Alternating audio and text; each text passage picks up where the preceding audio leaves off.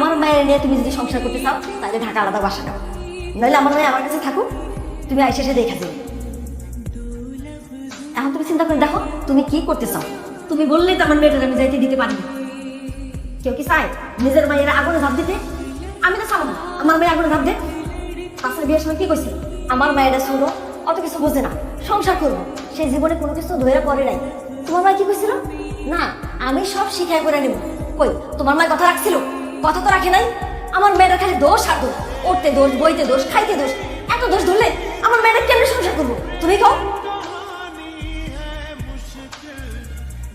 মাত্র ছেলেটা আসছে, একটু বিশ্রাম করো। যাও ফ্রেশ হয়ে নাও, তারপর কথা হবে। যাও যাও যাও যাও। আমার এখন একসাথে থাকতে গেলে নানান রকম ঝামেলা পড়ে, এটাই স্বাভাবিক। মারিয়া তুমিও বুঝছো